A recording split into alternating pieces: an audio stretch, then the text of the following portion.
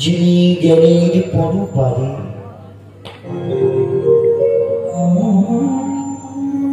যিনি অজ্ঞানীর পরপারে, যিনি আমার পরপারের কান্ডারি, যোগে যাকে ধ্যানে পায় না, সাধক যাকে সাধনায় পায় না, সেই যোগাদিত ধন, সেই সাধকাদিত ধন মায়েরা,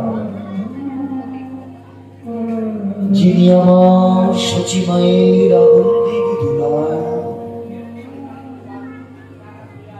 বিষ্ণু প্রিয়ার প্রাণ বধুয়া, নরহরির চিত্ত চলা, আমাদের যিনি কলিযুগের ভূষণ, আমাদের যিনি কলিযুগের রত্ন, যিনি আমাদের কলিযুগের অলঙ্কার, কলিযুগ পাবন অবতার শ্রীকৃষ্ণ চৈতন্য মহাপ্রভু।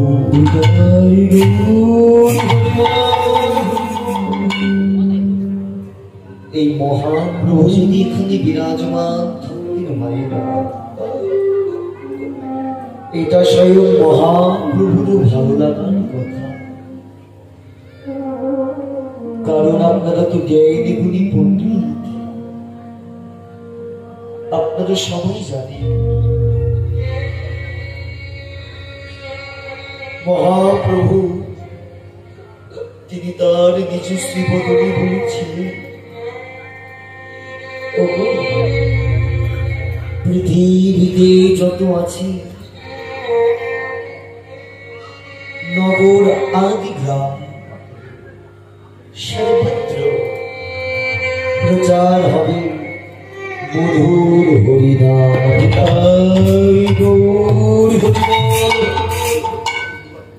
সেই হরিনামে আজ আমরা ব্রতী হয়েছি মায়েরা। শুধু তাই নয় বাবা, মহাপ্রভু তিনি আজও বলেছেন, যিনি প্রকাশ করেছিলেন রাম নাম কৃষ্ণ হরি,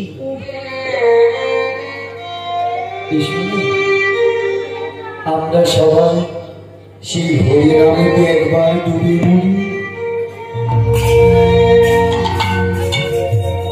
মনে রাখবেন সমবেত ভক্তমণ্ডলী মায়েরা,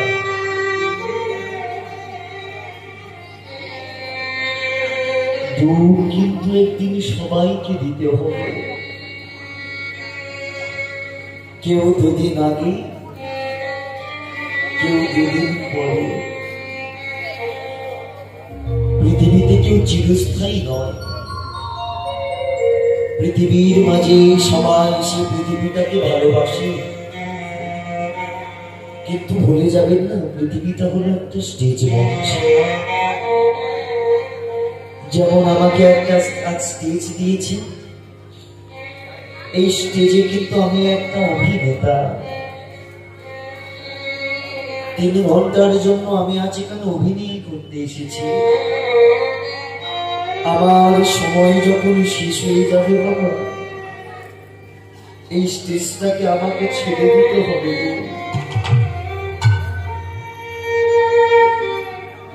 এই স্টেজটা যেমন একটা স্টেজ, এই স্টেজে যেমন আমি অভিনেতা, এই পৃথিবীটা হলো একটা স্টেজ মঞ্চ। আপনারাও সবাই অভিনেতা। সংসার মায়ার স্টেজে কেউ মায়ের অভিনয় করছে, কেউ পিতার অভিনয় করছে, কেউ বাবা, কেউ ঠাকুমা,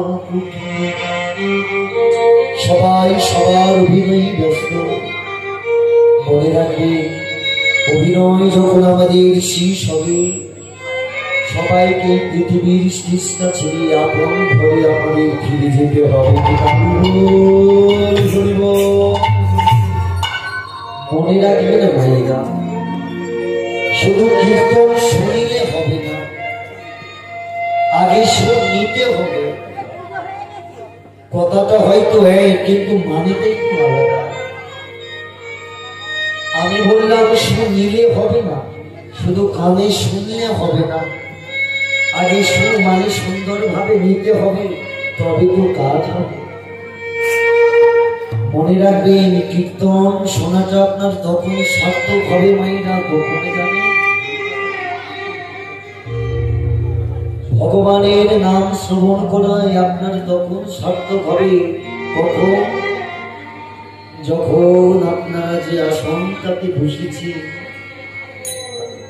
যদি একবার আসনটাতে বসার আগে একবার মাথা নত করে আপনি প্রণাম করে বসতে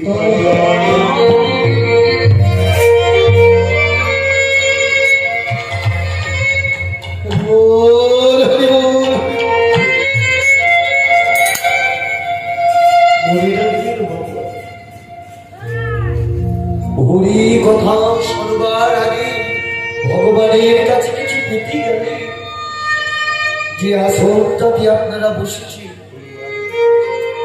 একবার আসনটাতে আপনাকে প্রণাম করে বসতে হবে। কেন জানি, যদি আপনি হতে পারেন কিছু, তবে তো আমার গোবিন্দের কাছে পাবেন কিছু। আমি আপনাকে এই আসনটাকে প্রণাম করতে কেন বললাম জানেন না? কারণ যে আসনে আজ আপনারা বসেছি, এটা কোনো ত্রিপুর নয়, এটা কোনো চট নয় বাবা।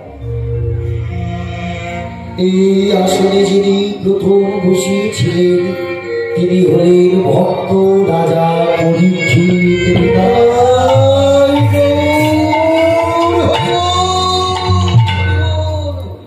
রাজা পরীক্ষিতের আসনে আপনারা বসেছেন বাবা। যে রাজা পরীক্ষিত শ্রমিক মুনির পুত্র শৃঙ্গের কাছে অভিশাপ পেয়েছে যে 7 দিনের মধ্যে পক্ষ সর্পের দংশনে তার মৃত্যু হবে। 7 দিন মাত্র তার পরমায়ু। আচ্ছা মায়েরা, জগতে যদি আপনার সংসারে কেউ 7 দিন পর মারা যায়, এটা যদি আপনি জানতে পারেন, জানার পর আপনি আনন্দের নৃত্য করবেন নাকি তাকে হারানোর ভয়ে কাঁদবেন? আমার তো মনে হয় আপনের ভয়ে, আপনকে হারানোর ভয়ে আপনি অবশ্যই কাঁদবেন। কিন্তু জানেন বাবা, রাজা পরীক্ষিত এমন পাগল ভক্ত ছিলেন, তিনি যখন জানলেন 7 দিন বাঁচবেন, এটা জানবার পর তিনি রাজপ্রাসাদে এসে পাগলের মধ্যে 2টি বাহু তুলে আনন্দে নৃত্য করতে শুরু করেছে। আনন্দ তার ধরে না। রাজা পরীক্ষিতের এমন রূপ দেখে রাজা পরীক্ষিতের স্ত্রী নয়নের জলে করজোড় করে বলে উঠল, স্বামী স্বামী, তুমি কি পাগল হয়ে গেলে? 7 দিন পরে তোমার মৃত্যু হবে, এটা জানার পরও তুমি আনন্দে নৃত্য করছো? সেদিন রাজা পরীক্ষিত নয়নের জলে বলেছিলে, ওগো আমার সহধর্মিণী, এই জগতে যে আমি বড় ভাগ্যবান। কেন জানি? কারণ এই জগতে যত ভক্ত আছে, সবাই সবার জন্মের সময়টা বলতে পারে, কিন্তু এই জগতে কেউ কি কারোর মৃত্যুর সময়টাকে বলতে পারে?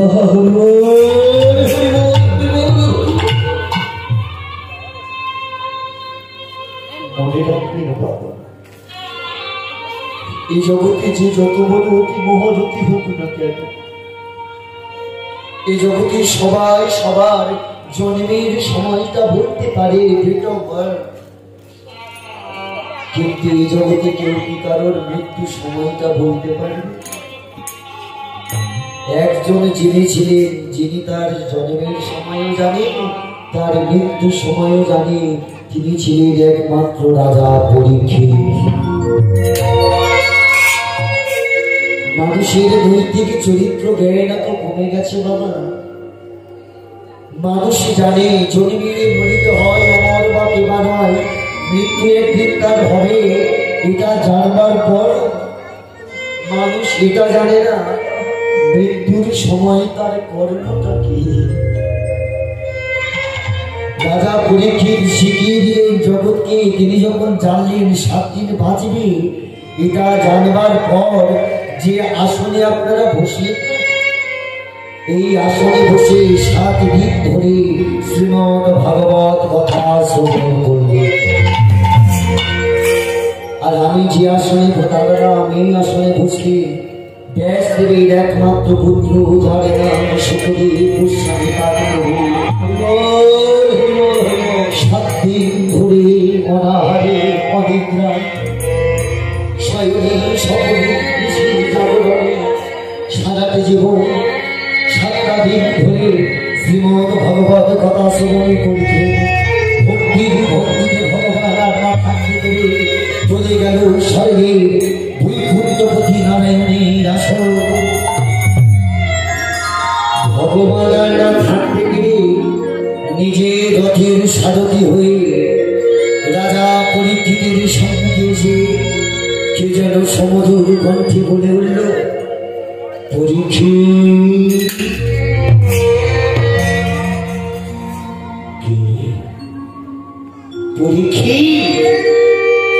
আমি এসেছি।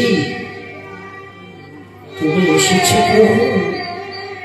পরীক্ষিত দুঃখ প্রিয় না ভক্ত বোন, বেদনা প্রিয় না তবু হৃদয়ে মস্কৃত করে তবু ধরণী।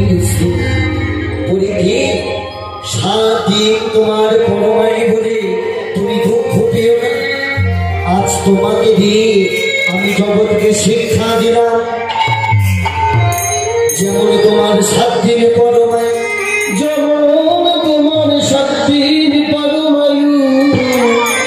এই জগতে আমার যত ভক্ত থাকবে, এই জগতে আমার যত ভক্ত আছে, শোনো পরীক্ষিত, তোমার মতো 7 দিনের মধ্যে এই জগতে সবাইকে মারা যেতে হবে। তুমি যত বড় হও না,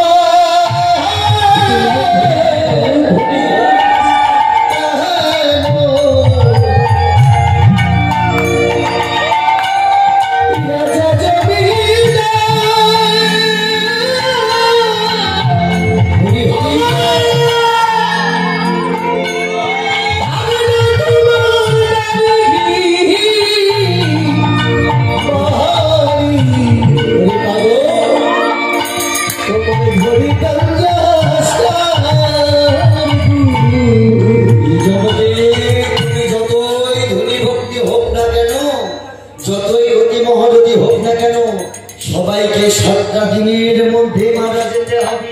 আমাদের চলে যেতে হবে গো। মনে রাখবে, ভগবান দেখবে প্রাকৃত জগতে যখন স্কুলে পরীক্ষা হয় 100-এর মধ্যে 30 পেলে সবাই পাস করে যায়, তাই না? 100-এর মধ্যে যদি আপনি 30 পান, মাস্টার আপনাকে পাস বলে ঘোষণা করবে। কিন্তু ভগবানের স্কুলে আপনাকে 100-এর মধ্যে 99 পেলেও আপনি ফেল হয়ে যাবেন। ভগবানকে পেতে গেলে আপনাকে 100-এর মধ্যে 100 পেতে হবে, তবে আপনি ভগবানকে পাবেন। কথাটা শুনে আপনাদের বড় হয়তো অবাক লাগতে পারে যে বিশ্বরূপ বাবা, সত্যই কি আমাদের 7 দিনের মধ্যে মারা যেতে হবে?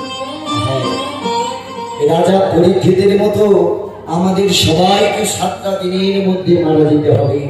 7টা দিন মানে কি?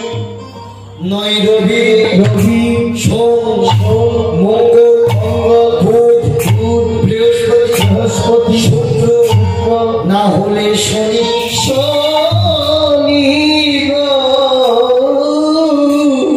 কে হিন্দু, কে মুসলিম, কে জৈন, কে বৌদ্ধ, কে খ্রিস্টান, তুমি যে ধর্মের হোক না কেন, 7টা দিনের মধ্যে আপনাকে চলে যেতে হবে। নিতাই গৌর পৃথিবী যেমন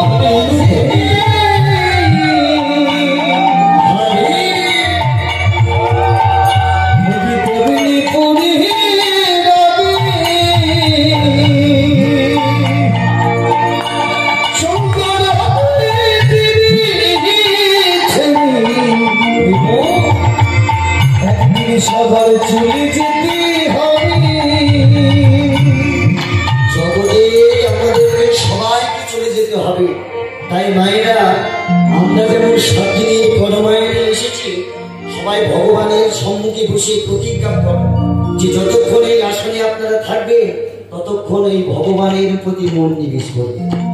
হ্যাঁ, মনে রাখবে ভগবান ছাড়া কেউ নাই, কীর্তন শুধু শুনলে হবে।